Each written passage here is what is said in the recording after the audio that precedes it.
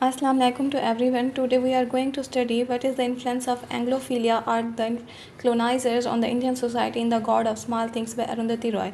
तो आज के इस टॉपिक में सबसे पहले तो हम ये देखेंगे कि एंग्लोफीलिया क्या होता है, colonizers क्या होते हैं, और जिस कॉन्टेक्स्ट में अरुंधति रॉय ने नॉवल लिखा था तब जो है इंडिया के सिचुएशंस कैसी थी, कौन सी सोसाइटी थी, क्या हालात थे उस टाइम के।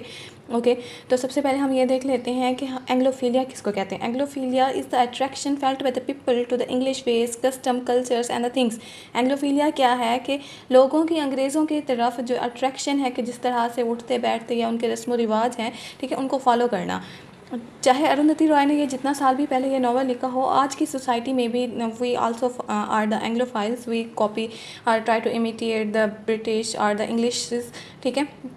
आजकल बहुत सारे ऐसे ट्रेंड्स चल पड़े हैं जो कि हम टोटली कॉपी कर रहे हैं उन लोगों को, that is the not part of our culture or the traditions or the customs. और अब आ जाते हैं कि कॉलोनाइजर्स क्या होते हैं, ठीक है। कॉलोनाइजर्स कहते हैं कि ना जब ब्रिटिश ने इंडिया पर राज किया था, they made colonies over there. उन ब्रिटिश ही सारा कंट्रोल करते थे, उनके पावर, वेल्थ, इकोनॉमी, ठीक है, jobs, each and everything. At that time British was the colonisers, ठीक है, वो राज कर रहे थे इंडिया पर, इंडिया के लोगों पर, सब कॉन्टिनेंट पर। And the people of the subcontinent we call the colonized people. Okay चलो आप डिस्कस करते हैं इस क्वेश्चन को। सबसे पहले क्या है, the God of small things is the reflective novel bye Arundhati Roy, ठीक है। गॉड ऑफ स्मॉल थिंग क्या है, रिफ्लेक्टिव नॉवल है अरुंधति रॉय का। It is also an excellent piece of critic. अब इसमें अरुंधति रॉय जो है वो बहुत ज़्यादा क्रिटिक कर रही हैं किस चीज़ पर, इंडियन सोसाइटी पर, with the particular attention on the Kerala. खास तौर पे उनकी अटेंशन किस चीज़ पर है, केरला पर, ठीक है। तो हमने क्या कहा था कि हम डिस्कस करेंगे कि जिस टाइम पीरियड में अरुंधति रॉय ने ये नावल लिखा था तब इंडिया के हालात कैसे थे। अरुंधति रॉय का ये नावल जो है पब्लिश किया था 1997 पे, ठीक है। तब जो है वो इंडिया के हालात कैसे थे, तब तो इंडिया बिल्कुल आज़ाद हो गया था, सब continent was divided into states, different countries. India अलग हो गया था, पाकिस्तान अलग हो गया था, लेकिन तब भी सेपरेशन के बावजूद भी वहाँ के लोगों पर जो है वो ब्रिटिश का बहुत इन्फ्लुएंस था। कास्ट सिस्टम वैसा का वैसा था, they considered some people the low caste and some people belong to the high caste, ठीक है। और ये सारी चीज़ें थी। जो लोग ब्रिटिश के रूल्स रेगुलेशन, कस्टम्स, रेगुलेशंस को फॉलो करते थे उनको बहुत अच्छा समझा जाता था, and those who don't follow were considered the low caste. One of the dominant features of the novel is the presence of Anglophilia in the Ipe family. सबसे अहम कैरेक्टरिस्टिक क्या है इस नॉवल के अंदर कि आइप फैमिली, जिसकी ये स्टोरी है पूरी फैमिली की, ठीक है, उसमें क्या है, एंग्लोफीलिया यानी वो सब के सब लोग इंग्लिश वेज के, कस्टम्स, कल्चर और उन सारी चीज़ों को फॉलो करते हैं। This standard was set by the preceding British Raj which advocate the English ways as the right ways of the life.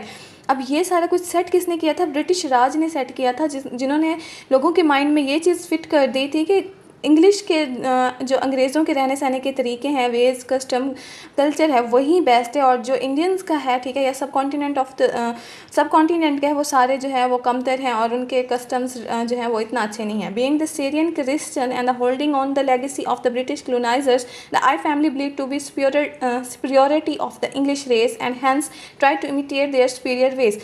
अब जैसा कि आइप फैमिली जो थी वो क्रिश्चियन थी, सीरियन क्रिश्चियन थी, और वो जो थी ब्रिटिश कॉलोनाइजर की लेगेसी को फॉलो कर रहे थे, इसलिए वो खुद को जो है वो सुपीरियर समझते थे और उन्हीं के सारे वेज, कस्टम्स को, रूल्स, रेगुलेशन को फॉलो करते थे।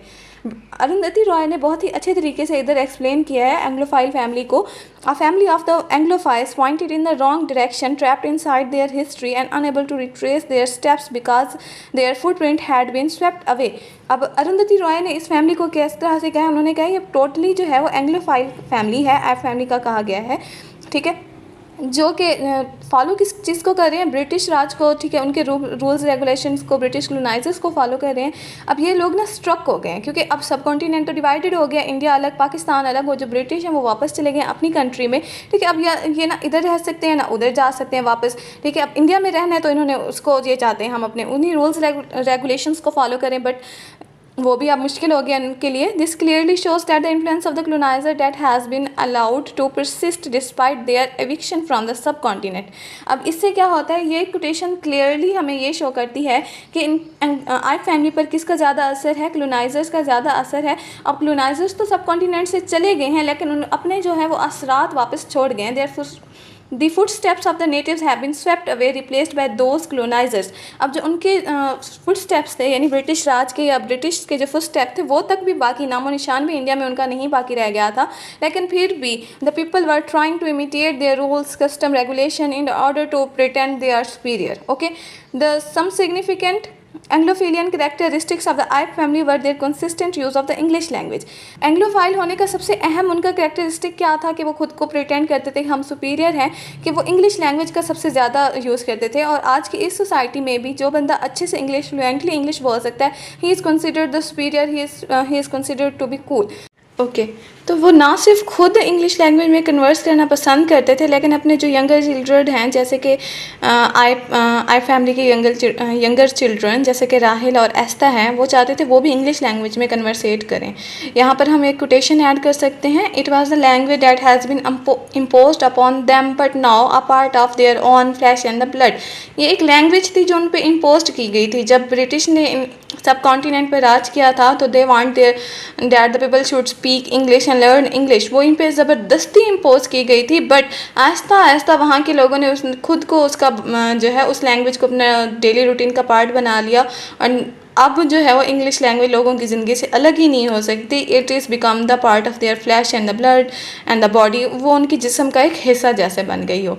ओके, अब एक और कैरेक्टरिस्टिक जिसके ज़रिए हमें ये शो होता है कि the God of small things में जो है वो इन्फ्लुएंस ऑफ एंग्लोफिलिया शो किया गया है, वो इस तरह से है कि जब अम्मू जो है वो अपने बच्चों को स्टोरीज सुनाती थी, जैसे ठीक है the Connaught, the heart of the darkness, the Shakespeare, Tempest, the Julius, ठीक है, ये सारी स्टोरीज सुनाना जो कि रिप्रेजेंट कर रही हैं इंग्लिश वर्क्स को, ठीक है, ये इंग्लिश वर्क हैं सारे जो कि वो रिप्रेजेंट किस चीज़ को कर रहे हैं कि एंग्लोफिलिया, कि वो अपने बच्चों को भी इंग्लिश वर्क्स और उनकी स्टोरी सुनाया करते थे। ठीक है, और उसके बाद जो ये कॉर्नार्स द हार्ट ऑफ डार्कनेस है, ये कॉर्नार्ड का एक जो है वो हिस्टोरिकल वर्क था जिसमें उन्हें इंस्पायर किया था कॉलोनाइजर्स पर। ठीक है, ओके, उसके बाद है चैको के करैक्टर के थ्रू देखते हैं कि चैको के करैक्टर के थ्रू किस तरह से जो है वो एंग्लोफिलिया का इन्फ्लुएंस नज़र आया है। Chaco is the perfect embodiment of the Anglophilia. He get an education from English Oxford and he is the beginner of the English capitalism in the Paradise pickle and the preserve. अब Chaco जो है वो perfect embodiment है, ठीक है, perfect example है एंग्लोफिलिया की, किस तरह से, क्योंकि उसको एक तो इंग्लिश ऑक्सफोर्ड यूनिवर्सिटी में भेज दिया गया था स्टडी के लिए। जब वो वापस आया था, ठीक है, तो उसने एक कैपिटलिस्ट सिस्टम शुरू कर दिया था पैराडाइज पिकल एंड प्रिजर्व में। और चैको की जो शादी है वो भी किससे होती है, मार्गरेट से होती है, who is an English women, और जिस पर अम्मू क्या कहती है, मैरिंग देयर ऑन कनकर्स।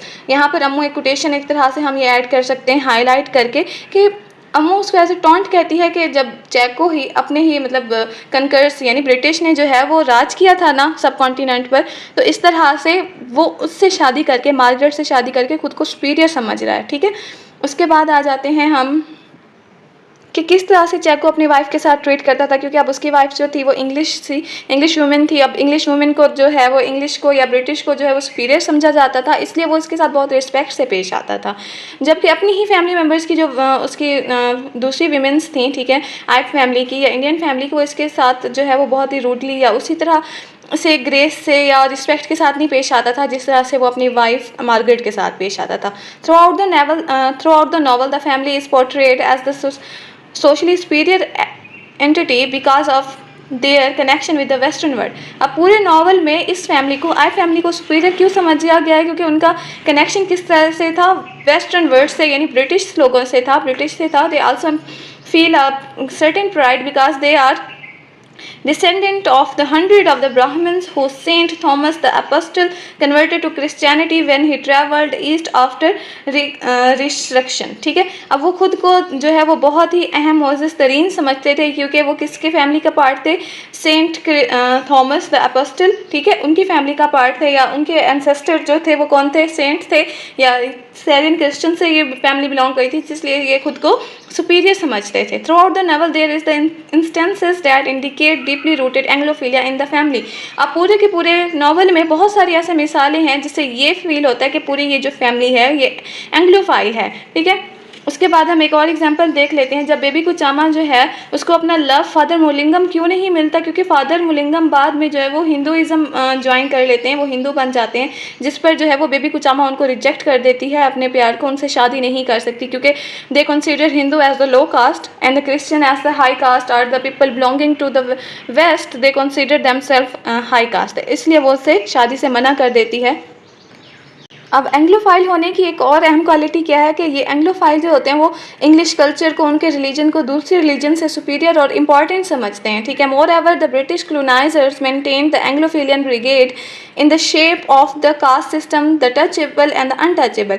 अब इस सारे सिस्टम को खुद को अहम तरीन यानी ब्रिटिश ने खुद को सुपीरियर साबित करने के लिए एक कास्ट सिस्टम को इंट्रोड्यूस कराया था, टचेबल और अनटचेबल। यानी वो लोग जो कि लो क्लास से बिलोंग करते थे उनके मुताबिक वो अनटचेबल हैं, एंड द पीपल जो हाई क्लास से बिलोंग करते थे वो उनके लिए टचेबल हैं, ठीक है। आज तक और ये इंडिया में जो है वो ये निज़ाम आज तक बरकरार है। They consider still then the caste system, okay. उसके बाद we come to the conclusion. The Roy magnificently and subtly depicts the evolving Indian society through the concept of Anglophilia that has the post-colonial era taken deep roots। अब रॉय ने पूरे के पूरे novel में एंग्लोफिलिया का concept बताया कि किस तरह से एंग्लोफिलिया का इंडिया पर इन्फ्लुएंस था।